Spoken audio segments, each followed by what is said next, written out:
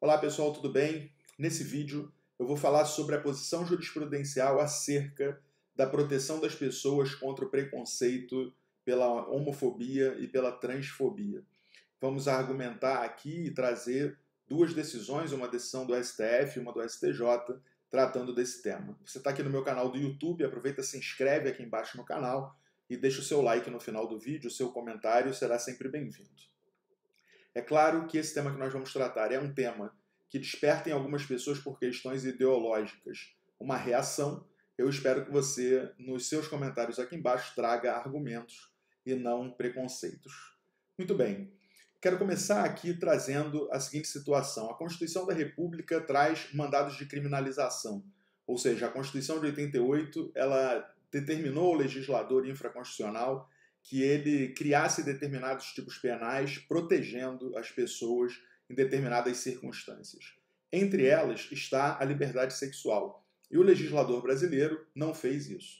Se passaram anos da Constituição e o legislador brasileiro não efetivou a proteção das pessoas em razão da sua identidade de gênero, em razão da sua orientação sexual, em razão da sua liberdade de exercer a sua sexualidade da forma como ela achar melhor, como ela achar que faz sentido para ela.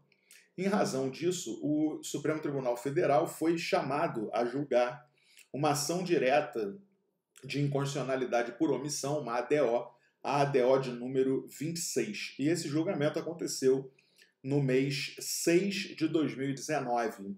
Então, em 13 de 6 de 2019, o Supremo Tribunal Federal se reuniu no plenário e decidiu essa ADO número 26. Junto com ela, também foi julgado um mandado de injunção. Eu não anotei o número dele aqui, mas você encontra aí com facilidade. Junto com ela foi julgado também um mandado de injunção que permitiu ao Supremo trazer uma solução jurídica para a questão, já que ele declarou que o Congresso Nacional está, assim, numa situação de omissão diante disso.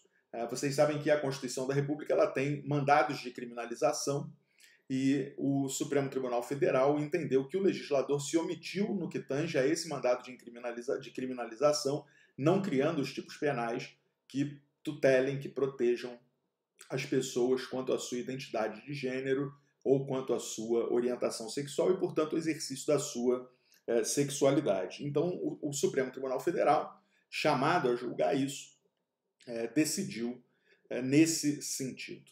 E o que foi que o Supremo disse? Né? O Supremo ele reconheceu aqui em palavras bastante breves, esse vídeo é muito breve, que realmente há uma omissão do Congresso Nacional nesse sentido.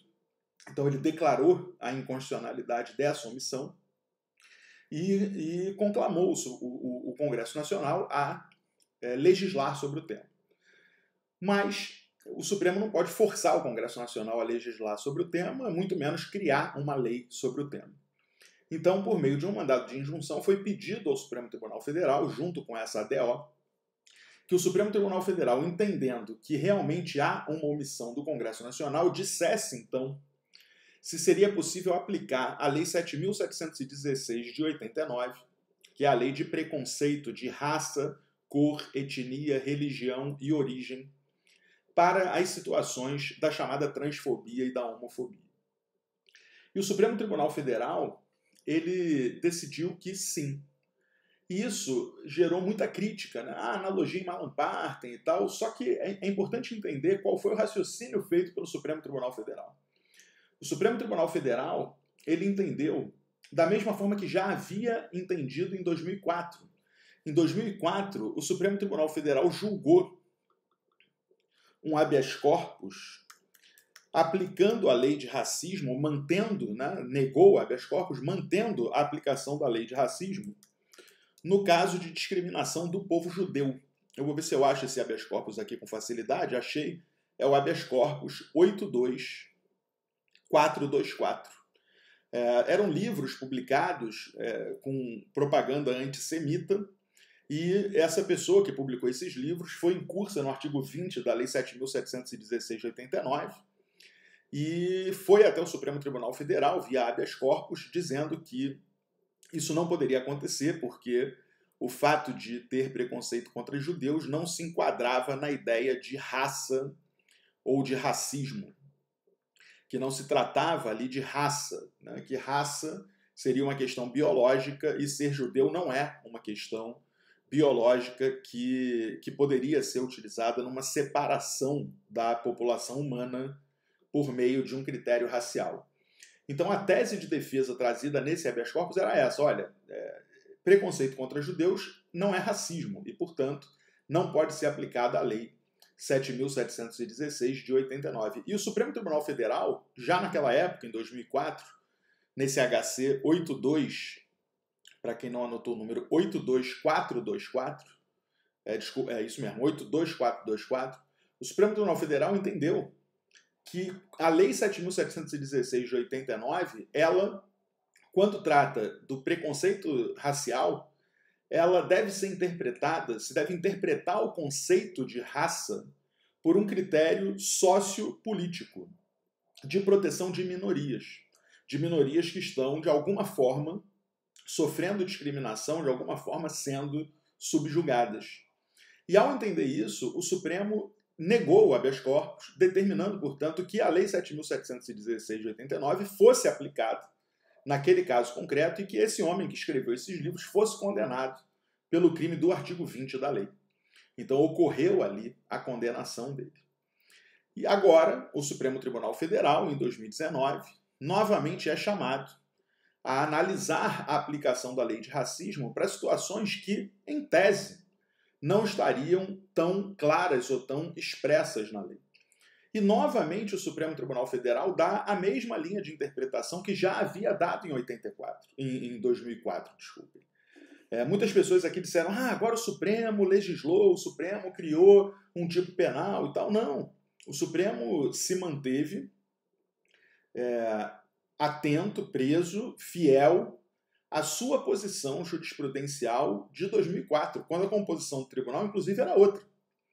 E lá em 2004, o Supremo já havia dito que a palavra raça, o conteúdo de preconceito racial na Lei 7.716 não estava adstrito a questões biológicas e permitiu a aplicação da lei na proteção do povo judeu.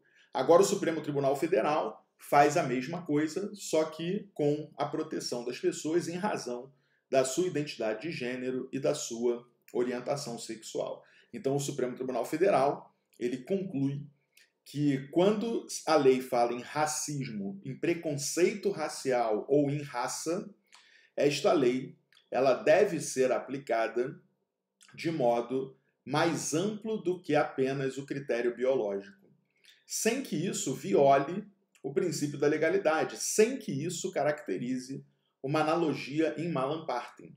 Na verdade, há uma interpretação daquele termo, há uma interpretação daquela palavra contextualizada de forma progressiva, inclusive de acordo com tratados e convenções internacionais que permitem ao Supremo chegar à conclusão de que a Lei 7.716, diante da ausência de uma lei mais específica, deve ser aplicada nessas hipóteses. Tem lei mais específica para o idoso? Sim. Tem lei mais específica para a mulher? A Lei Maria da Penha? Sim. Tem lei mais específica para crianças ou adolescentes? Sim. Tem lei mais específica para portadores de deficiência? Sim. O Estatuto da Pessoa com Deficiência. Tem lei mais específica para os portadores de HIV ou doentes de AIDS? Sim.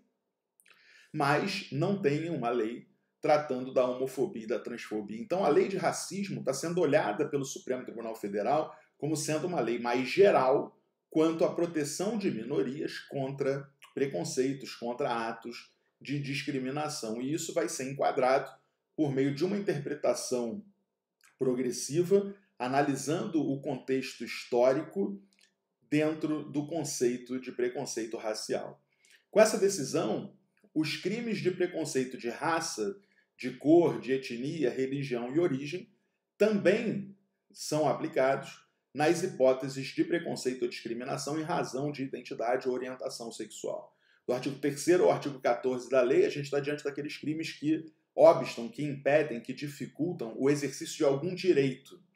Então, o acesso a cargo público, o acesso a emprego privado, o atendimento em estabelecimentos comerciais, a matrícula em escola, o convívio familiar ou social e assim por diante. Então você tem do artigo 3º ao artigo 14 crimes que são individuais. Né? Muita gente diz, a lei de racismo é genérica, é uma lei que protege a coletividade daquele grupo e tal. Não.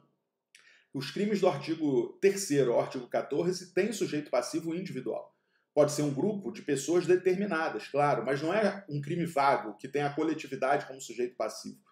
São crimes que têm sujeito passivo determinado. É o fulano que não foi atendido no restaurante, é o Beltrano que teve o seu casamento impedido, é a Maria que não foi atendida numa loja, num ponto comercial, que teve negado um emprego para o qual ela estava absolutamente qualificada em razão de raça, cor, etnia, religião, origem, transfobia ou homofobia, da sua identidade de gênero ou da sua orientação sexual. Então a lei é aplicada. E depois o artigo 20 traz um crime mais aberto, mais genérico, esse sim um crime vago, que tem a coletividade como sujeito passivo, que é o crime de praticar discriminação ou incitar discriminação quanto a esses mesmos elementos. Então, a aplicação da lei foi expressamente determinada pelo Supremo Tribunal Federal dentro desse contexto de uma interpretação progressiva do que se deve considerar como preconceito ou discriminação. Esqueçam a analogia em Malam-Partem, não foi isso que o Supremo Tribunal fez. Legal? O Supremo Tribunal Federal, ele analisou dentro desse contexto e chegou a essa conclusão. Mais recentemente, a segunda decisão que eu quero ressaltar, há uma decisão também nesse contexto de proteção de pessoas em razão da sua identidade de gênero, que é a decisão tomada pelo STJ, agora o Superior Tribunal de Justiça, no recurso especial 1977124. Vou colocar aqui na tela. No RESP 1977124, origem São Paulo. E nessa decisão, o que o tribunal analisou foi a possibilidade de aplicar a Lei Maria da Penha na proteção de mulheres transexuais. Ou seja, a Lei Maria da Penha se aplica apenas à mulher cis, ou a Lei Maria da Penha também se aplica a mulheres transexuais. E o Supremo Tribunal Federal entendeu que sim, que a Lei Maria da Penha deve sim ser aplicada na proteção de mulheres transexuais. Normalmente, quando eu publico sobre isso, alguém vai embaixo e pergunta, mas o que é mulher transexual? Então, são pessoas que na sua genética, o gene dela é o gene masculino, mas a sua identidade de gênero é com o gênero feminino. Então são pessoas que se identificam como mulheres, se identificam com o gênero feminino. Precisam ter feito algum tipo de modificação corporal, cirúrgica e tal? Não. O Supremo Tribunal Federal já disse que não. Precisam ter alterado seu registro civil oficialmente? Também não. Basta que a identidade de gênero, a forma como ela se vê dentro da sociedade onde ela vive, seja feminina. Se for, é uma mulher trans. E como mulher trans, ela é mulher. E sendo mulher, estará protegida pela Lei Maria da Penha. O tribunal deixa claro aqui que, com muito mais razão, se deve aplicar uma lei mais severa de proteção da mulher trans dentro do contexto social, onde, além do fato dela ser mulher, o que já a coloca numa posição de vulnerabilidade, como qualquer outra mulher protegida pela Lei Maria da Penha, ela tem também as questões de preconceito e de discriminação pela transfobia. Inclusive, nesse caso concreto que foi julgado, eu não conheço os detalhes, mas foi uma agressão praticada pelo pai contra a filha transexual e a motivação ali estava relacionada à transfobia, o fato dele não aceitá-la como mulher dentro do seio da família, legal? E ele, ao não aceitá-la como mulher, nada mais claro do que a necessidade de aplicar a Lei Maria da Penha. Então, a doutrina já há muito defendia isso. Kleber Masson, César Roberto Bittencourt e vários outros autores já defendiam essa aplicação, dizendo que a gente não deve diminuir a questões meramente biológicas a proteção que não tem um caráter biológico, tem um caráter social, de posição de vulnerabilidade. Não tem nada a ver com força física a Lei Maria da Penha. Existem muitas mulheres que fisicamente são muito mais fortes do que homens. Não tem nada a ver com vulnerabilidade física. Legal? Tem a ver com vulnerabilidade de posição social dentro de uma estrutura social de patriarcado, de machismo, com valores que são extremamente deturpados e que colocam a mulher numa posição, muitas vezes, de inferioridade frente ao homem dentro desse contexto social. E daí a necessidade da Lei Maria da Penha, e daí a necessidade de que a Lei Maria da Penha reconheça como mulher e proteja como mulher as pessoas que se identificam com gênero feminino, seja a mulher cis, seja a mulher transexual. Então essas são as duas lições que eu queria ressaltar. Hoje é dia do orgulho LGBTQIA+, então acho que esse vídeo, ele dentro do desafio que eu estou fazendo aqui de 30 dias de vídeo, o vídeo de hoje não poderia ser sobre outro tema. Legal? Curta aqui embaixo, deixe seu comentário, mesmo que seja um comentário discordando das decisões, apenas peço que seja respeitoso. Comentários que desrespeitem pessoas aqui serão excluídos, serão deletados e, havendo insistência, a pessoa será banida do canal. Legal? Aqui não é um espaço para preconceito, aqui é um espaço para discussões jurídicas, acadêmicas e não para preconceitos. É isso, acompanhe os vídeos do desafio. Amanhã tem mais. Tchau, tchau.